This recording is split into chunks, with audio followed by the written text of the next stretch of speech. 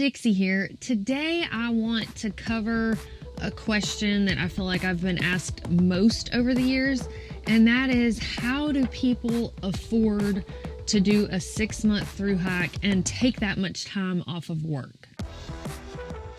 Before I made backpacking my way of life, I was just like everyone else who had a dream of through hiking, and mine specifically was through hiking the Appalachian Trail. I was a couple years out of college, had just gone into the world of engineering, and I decided I was living backwards. You know, I would wait to maybe get a little bit of free time on the weekend, and I thought, I have so much youth right now, and I feel like it's kind of being wasted. So I made not a financially smart decision to cash in on the little bit of retirement that I had built up over the 2 to 3 years that I had been working. And that's how I financially afforded to through hike the Appalachian Trail. As many of y'all know, that's where this channel, Homemade Wanderlust, was born, as I started recording my through hike of the Appalachian Trail.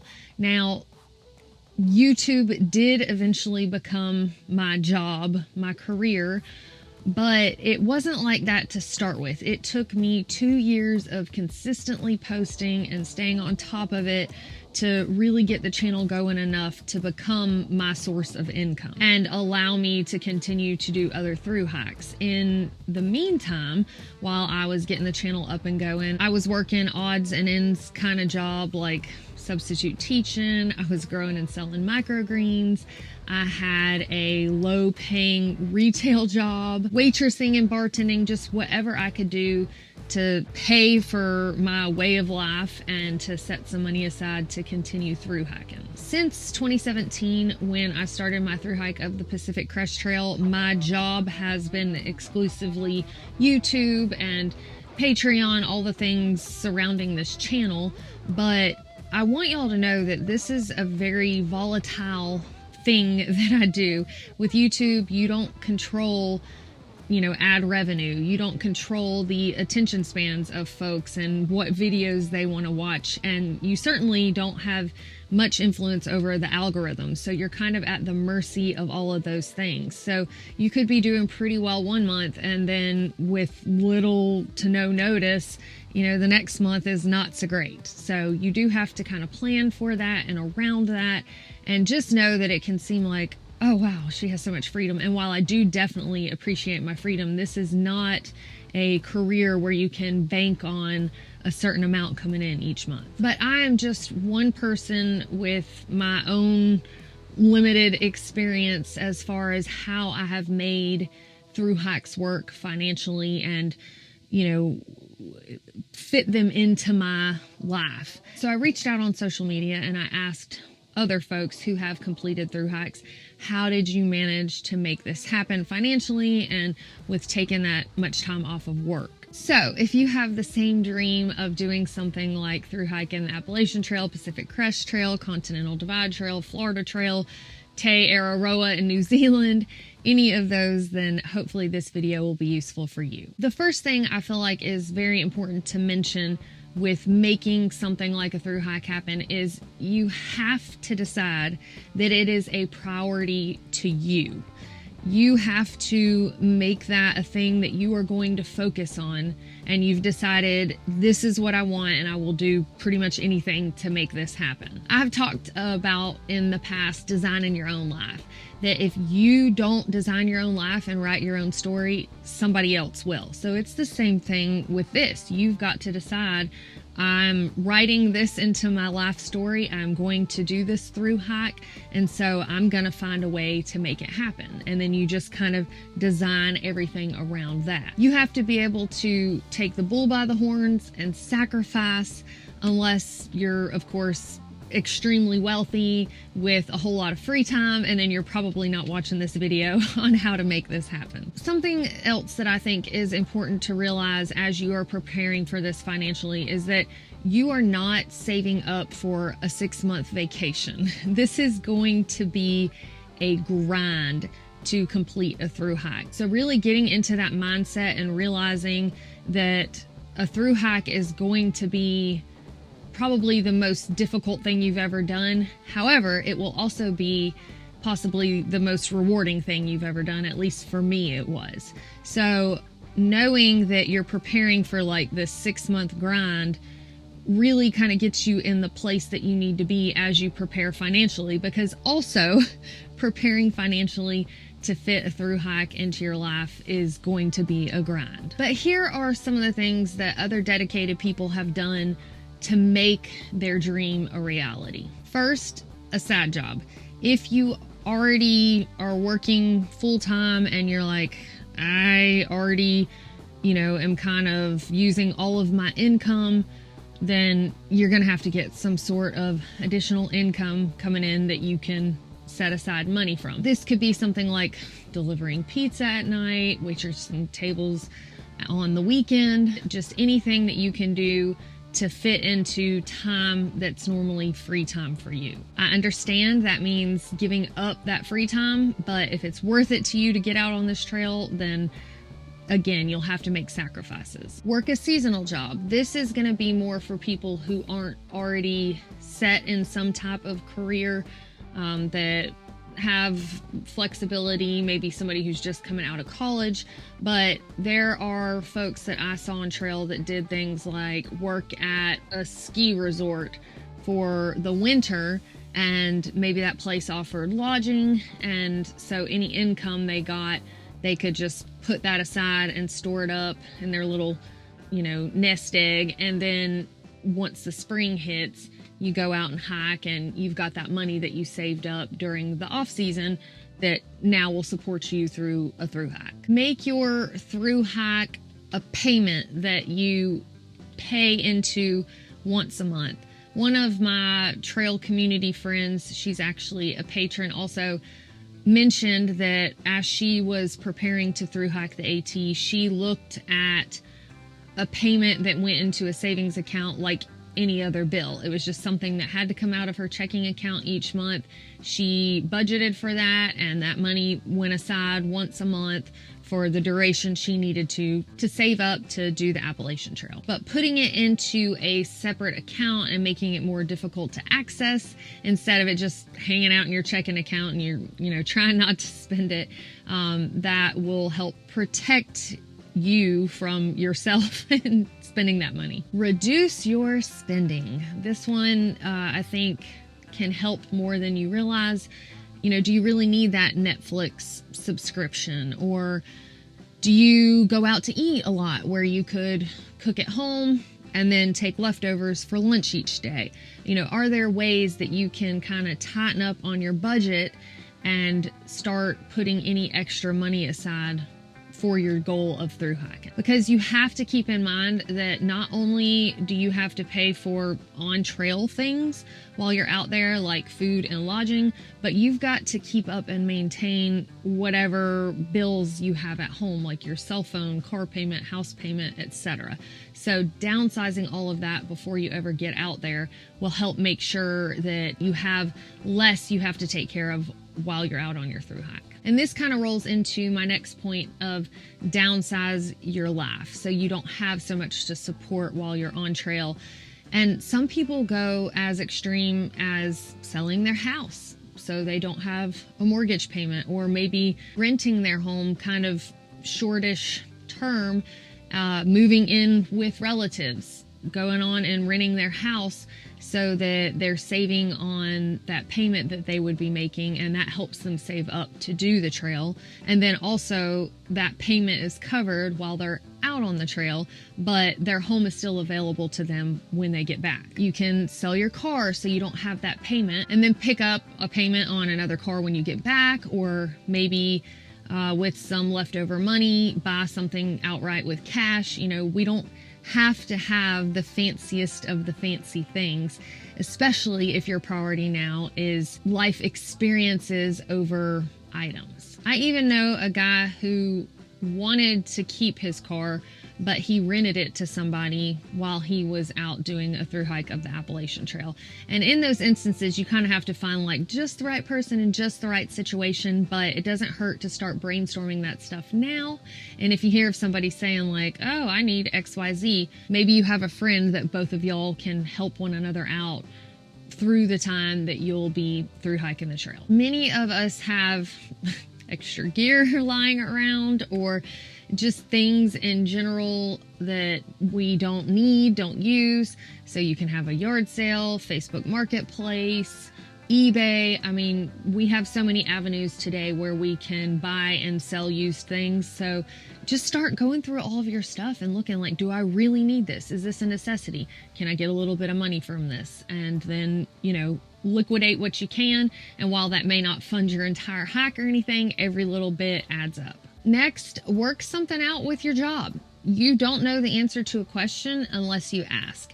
And I've seen people who thought for sure their job would not work with them, but they actually did give them the 6 months off without pay because they wanted to make sure they were going to come back. They valued this employee enough that they didn't want to lose them permanently, so they allowed them to take the time off and come back. I've heard of teachers who have worked things out where maybe in the spring they take leave for the rest of the year, and then they finish their through hike before school starts in the summer. So there are ways to get around some of this stuff, but you've got to be creative and be willing to ask for it. Maybe you could do something with self-employment or a work from home type job. I know folks who had businesses, or maybe people who, as long as their work got done, it's not like they had to check in online from 7 a.m. to 4 p.m. or something like that. So if you're able to make a couple of town stops a week, then that might be sufficient for handling the business and the things that you need to. So if you can find something to transition into like that will help you out before you start your through hike, it's an option to consider. You can also reduce your hiking time. Typically, folks take about 5 to 6 months to do one of the big 3 Triple Crown trails: the Appalachian Trail, Pacific Crest Trail, Continental Divide Trail. Some people take a little bit longer, but there have certainly been people who have done it in less time. And I'm not talking about just the folks who are out there like breaking the records, but like 4 months is still a pretty reasonable amount of time to do it in. Now, you have to limit your town stops, your Neros and zeros. So the days that you aren't hiking a whole lot because you go into town, or that you take a full 0 day off to rest. While those are certainly important if you're trying to cut your hiking time down, because the less time you're out there on trail, then the less money you will need to save up to maintain your hike. I mean, it just makes sense. So this is something that you will definitely have to plan for ahead of time and make sure that you're getting into shape. You can't get out there on the AT without training and expect yourself to be able to start off doing 15 to 20 mile days. It's just not going to work out for you if you don't train ahead of time. But yeah, less time out on trail and away from a job means less money spent. And finally, I know a lot of folks don't want to hear this option, and I don't love this one, but you can always wait till retirement. There is a reason that most of the people you meet out on trail are in their early 20s, maybe even late teens, and then retirement age plus. But that just goes to show you that people who are retired can still get out there and through hike these longer trails. I feel like a lot of people think, once they hit retirement age, they'll be too old to do something like that. Well, that's if you choose a lifestyle that leads you to be in that physical condition.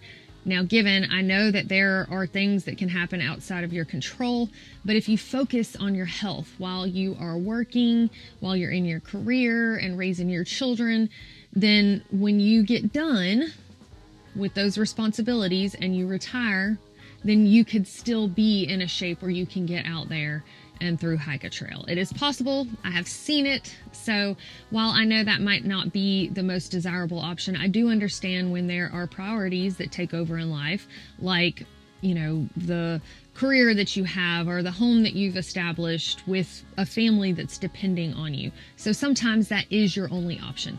But it's not too soon to start dreaming and to start planning and to focus on being in a physical shape that will still allow you to reach that goal once you hit retirement. Next, I want to talk about some pointers for keeping your expenses down while you're actually out on the trail doing your hike, because that is also part of how to afford a through hike. In 2015, when I thru-hiked the Appalachian Trail, the rule of thumb as far as how much you should save up and have to spend on trail was $1,000 per month. And I ended up falling right between $6,000 to $7,000 spent, and I took a little over 6 months to thru-hike the Appalachian Trail. Now, I did have some unexpected costs that came into play. I had to go back home. One time was expected, but the other time was not expected. So some of that car rental and gas money, was like an emergency situation. But you should plan for emergency situations. You don't want some little blip to be the reason that your whole goal of thru-hiking is now washed out. I think due to the change in cost of things, the rule of thumb now is probably closer to $1,500 per month, because you've got to eat. You're going to want to go into town sometimes to do laundry and get a room somewhere. You will have to replace footwear. You might find some of your gear doesn't work out for you, or it tears up and needs replacing. So you've got to prepare for those things, because you could get out there and decide you hate the gear that you thought you would love. I think it's a great idea while you're saving and planning to do your thru-hike to get out and do some shorter weekend trips. Test out your gear, make sure you like it, because while you still have income coming in from your job, then you can afford over time to switch up your gear. And for getting gear on a budget, you can check into, there are a lot of used gear groups on Facebook. You can wait for sales from different companies, especially around the holidays. But if you're patient and you're planning ahead of time, you should be able to watch how much money you spend on gear and budget well in that way. But other ways on how to save while you're actually out there: avoid town as much as possible, or at least minimize your time spent there. Sure, you're gonna have to hit town stops so you can go in and shop, resupply, maybe recharge your backup battery bank, do your errands. A lot of folks will try to go camp close to the trailhead the night before they aim to go to town. Then they hike to the trailhead, hitchhike into town early in the morning, spend the day there doing their errands. Maybe you find a hostel that will let you take a shower for $5, and then head back out onto the trail as soon as you get done with everything. That way you're not also paying for lodging and multiple meals while you're there, etc. Next, don't forget to scope out the hiker boxes. If you're not familiar with this term, there are literal boxes or bins that you can find at a lot of the different popular establishments along the trail. So you might find this at lodging places like hostels or hotels where hikers might hang out. There will often be a box that hikers can leave something or take something. So if you're sick of some of the food you have, but it's unopened and you'd hate for it to go to waste, then you can throw it in the hiker box, and another hiker might, not be sick of peanut butter yet and take that. So anyway, it's a good way to kind of trade off supplies and food. And so if you're wanting to save money, then getting food out of a hiker box will definitely cut your grocery bill cost. Sometimes you can even find gear. A friend of mine got some lucky trekking poles out of a hiker box. And then there are oftentimes partially used fuel cans. You'll end up carrying more weight by carrying multiple cans, but it will save you money. They do make these little valves where you can transfer fuel from one can to another, but that can be risky business, so make sure you know what you're doing if you're going to do that. Next, stay in hostels instead of hotels, or find a hiker to split a hotel room with. Hostels tend to be cheaper and have everything that you need because you're just renting a bunk for a night, a bed like in a community room, instead of a whole private room. So oftentimes hostels still have showers you can use, laundry facilities, all of that. If you go to a hotel, you will have a private room, but it's typically going to cost more because you're renting the whole room. So you could even split with a friend, and depending on the cost of the hotel, that'll get you a little bit closer to the hostel cost while not being so crowded with so many people. That is what I have for you today as far as what I've seen people do, or, you know, what folks commented when I reached out on social media, what I have personally done to be able to afford a through hike and a step away from work for that long. But the bottom line is there is no one size fits all solution for being able to do this. You really just have to decide, I'm going to do it, and I'm not going to let anybody or anything stand in my way to make this dream happen. This is my priority. And through the determination, the prioritization, the hard work, the effort to make that goal happen, you're really going to be putting yourself into a good headspace to have the mental ability to conquer things that are going to come up while you're out there on your through hike. Because it's not just a physical challenge, but almost much more a mental challenge. And getting through, like I said, that grind of being able to save up and make this goal happen will help you get through the grind that is the through hike that you will be preparing for. So they really do go hand in hand together. I hope y'all found this video useful. If anybody who has through hiked has any other suggestions, please feel free to leave those in the comments.